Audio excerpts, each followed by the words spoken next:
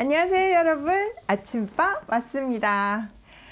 우리가 지금 에스겔서를 보고 있는데요, 오늘 5장은 진짜 무시무시한 장입니다. 성경에 이렇게 무시무시한 장이 또 있을까 싶을 정도로 정말 무서운 하나님이 드러나시는 장인데요, 앞에 우리가 4장에서 세 가지 에스겔의 행동 예언을 봤잖아요. 뭐 봤습니까? 첫 번째, 토판 쓰는 예언. 두 번째, 고난의 잠자리 예언. 세 번째, 부정한 음식 예언. 앞으로 어떻게 먹을 것인가, 이런 예언에 대해서 했는데요, 이번에는 이제 머리 삭발 예언입니다.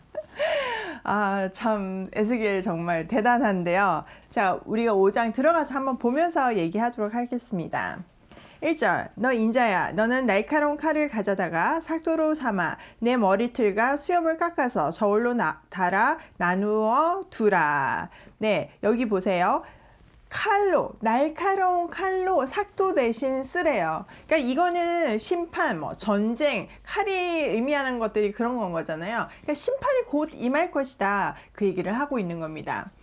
율법에는 특히 제사장은 머리카락을 자르면 안 돼요. 그런데 제사장 출신인 에스겔에게 날카로운 칼로 머리카락을 자르라는 것은 아주 슬픔, 그리고 또 치욕을 상징하는 거거든요.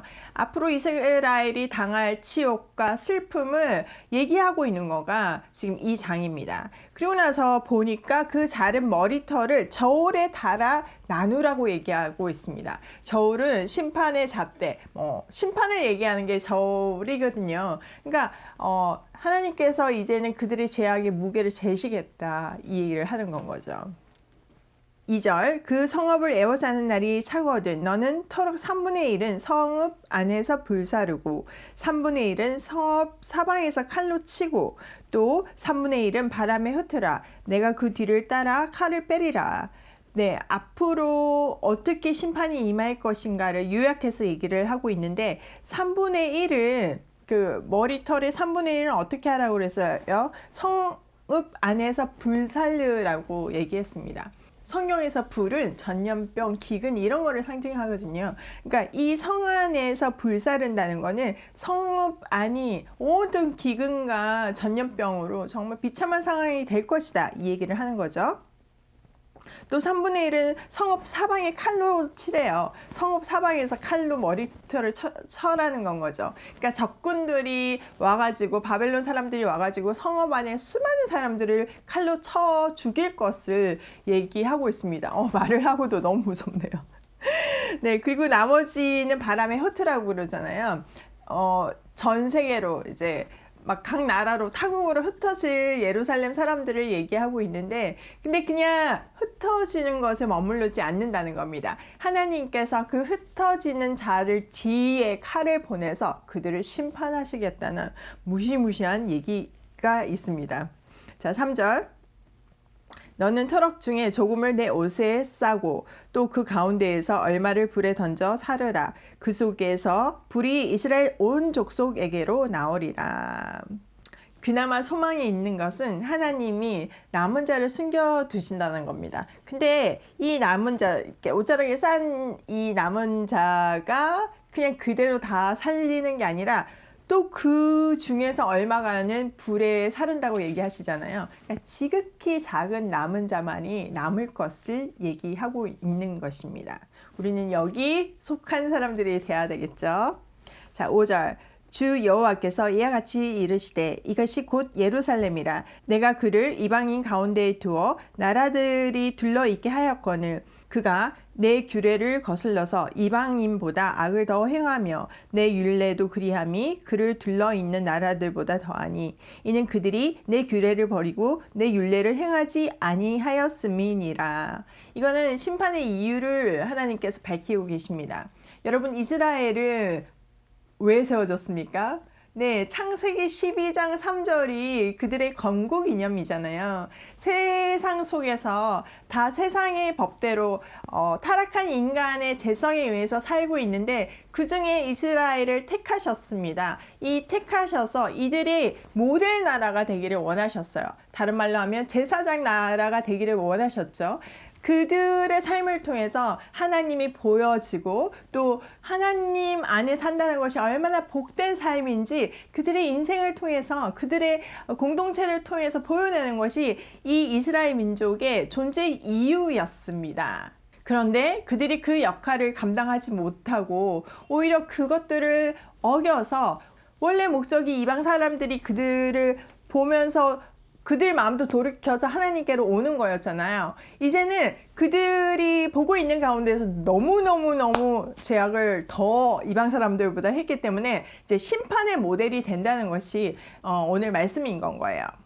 그러므로 나 주 여호와가 말하노라. 나 곧 내가 너를 치며 이방인의 목전에서 너에게 벌을 내리되. 근데 하나님이 그러시잖아요. 이제 이방인의 목전에서 너희를 칠 것인데 심판의 모델이 될 것이다. 그렇게 말씀하시는 겁니다. 복의 모델에서 심판의 모델.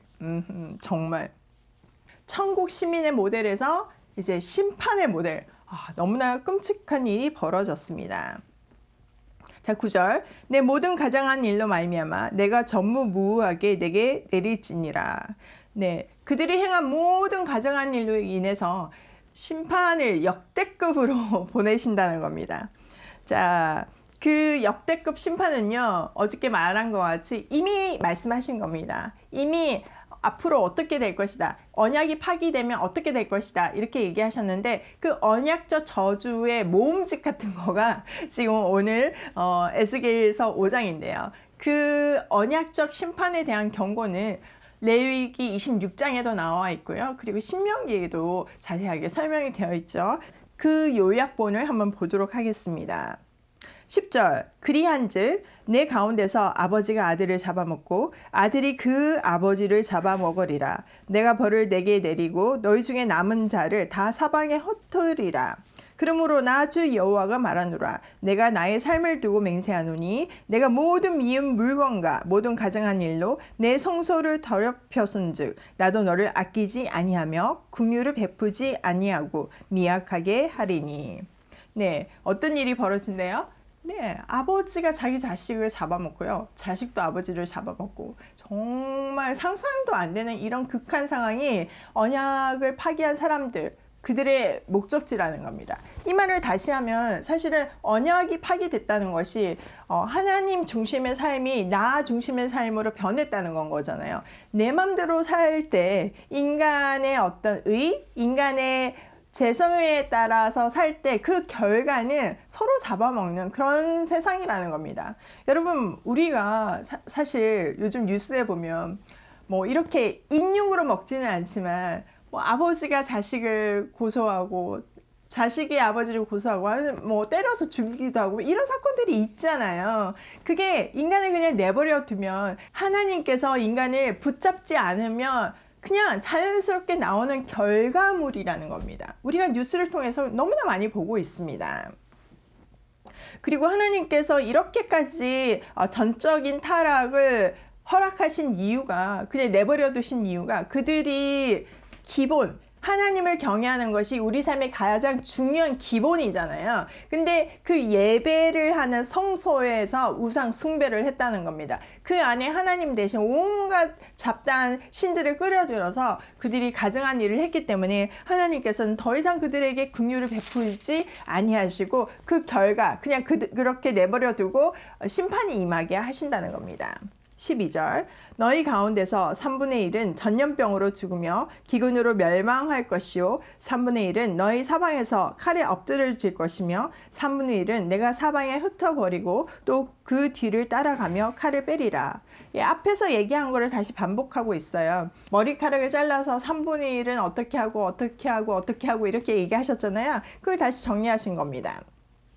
3분의 1은 성 안에서 전염병과 기근으로 멸망할 것이고, 불에 태우는 그 장면이 이거죠. 그리고 3분의 1은 사방에서 칼로 엎드려질 것이며, 칼로 치라고 그랬잖아. 돌아다니면서 머리카락을. 이렇게 될 것이라는 겁니다. 마지막 3분의 1은 흩어질 것인데, 열방으로 흩어질 것인데, 그 뒤를 따라서 칼이 쫓아가서 그들을 그냥 단순히 포로 잡히게 하지 않겠다는 겁니다.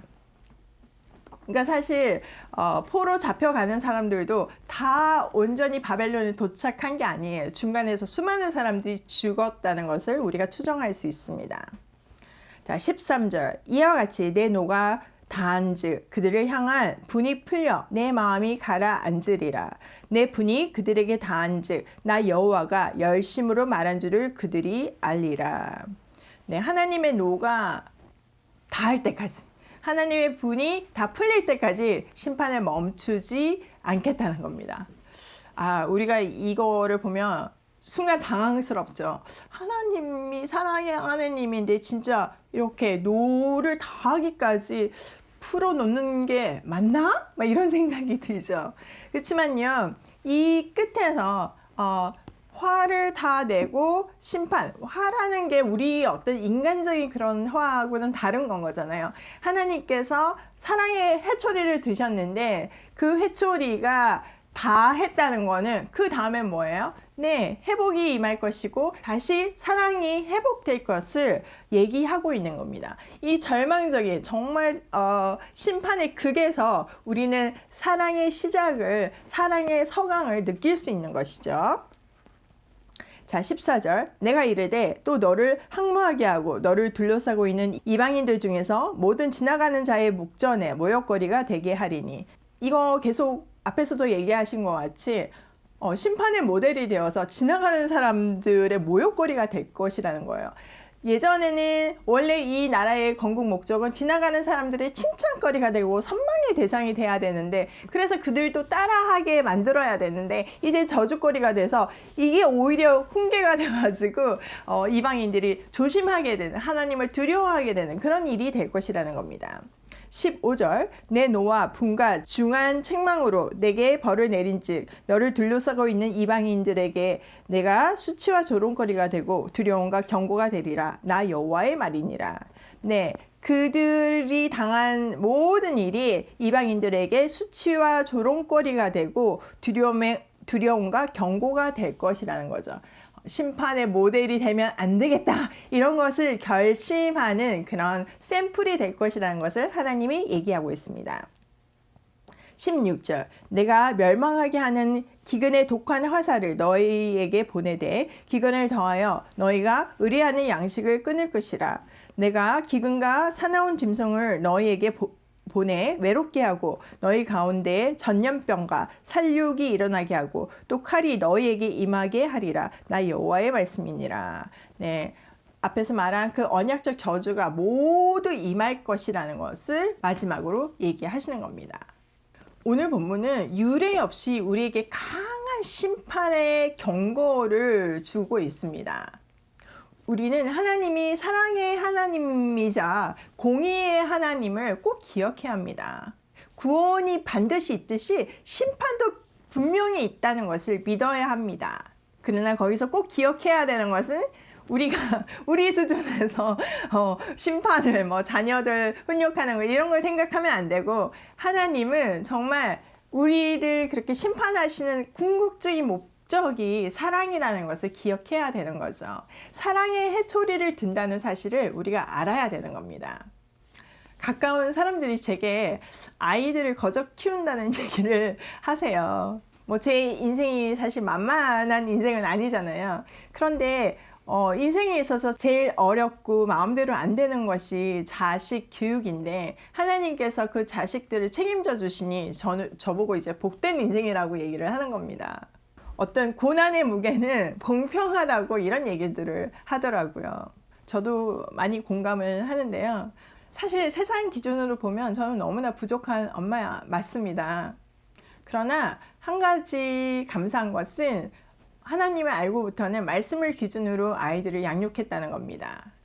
엄청나게 시행착오도 겪고 저도 잘못한 것도 많고 돌아보면 머리가 쭈뼛쭈뼛하는 순간들도 많지만, 그래도 그 기준을 지켰을 때 하나님은 은혜와 긍휼을 베풀어 주신 것 같습니다.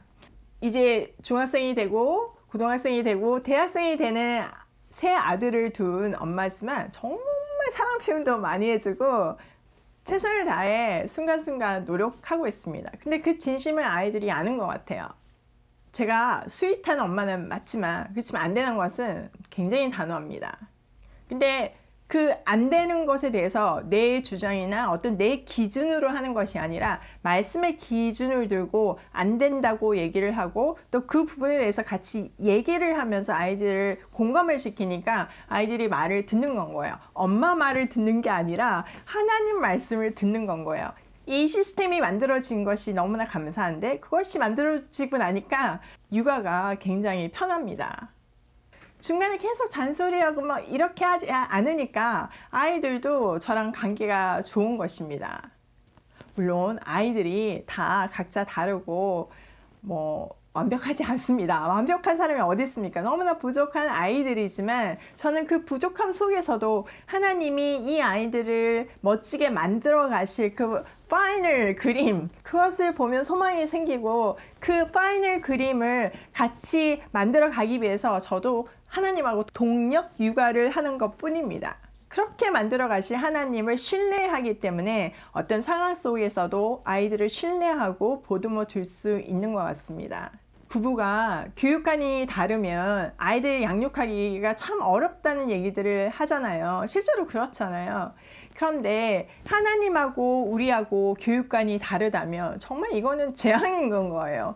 그냥 배가 산으로 올라가는 거하고 같은 얘기입니다. 제가 오늘 이 본문을 묵상하면서 항생제가 생각이 났습니다. 우리 몸 안에 바이러스가 생기면 항생제를 투여하잖아요. 근데 그 항생제를 먹을 때 법칙이 있죠. 어떻게 합니까? 네, 일정한 양을 일정한 기간 동안 다 먹어서 그 균이 다 죽을 때까지 끝까지 먹는 건 거잖아요. 중간에 증상이 좀 좋아져서 멈추면 그 바이러스들이 오히려 더 내성이 생겨가지고 더 나쁜 결과가 생기잖아요. 마찬가지예요. 하나님이 심판을 하시는데 벼르고 벼르시다가 이제는 더 이상 이제 가망이 없으니까 아주 강한 항생제를 이들에게 처방하신 겁니다. 그러니까 중간에 이걸 멈출 수도 없고 어떤 일정한 기간 동안 그들의 안에 있는 모든 바이러스, 우상의 바이러스, 모든 죄악의 바이러스가 사라질 때까지 하나님은 그들을 치료하시는 중입니다. 겉으로만 이 5장을 읽으면 진짜 하나님 이렇게까지 하셔야 되나? 사랑의 하나님 맞나? 이런 질문이 생기지만 그 해초리 뒤에서 그 해초리를 드시고 나서 울고 계시는 하나님의 사랑이 고스란히 느껴져서 이내 가슴이 먹먹해집니다. 여러분, 우리는 꼭 기억해야 됩니다. 우리는 복의 샘플이지 심판의 샘플이 아닙니다. 복의 근원이지 심판의 근원이 아닙니다. 그러기 위해서는 하나님의 훈육법을 우리가 이해하고 따라야 하는 것입니다. 오늘도 죽기까지 나를 사랑하시기에 사랑의 해초리를 드시는 아버지의 마음을 헤아리며 심판의 모델이 아닌 복의 모델이 되기를 소원하며 고고싱입니다.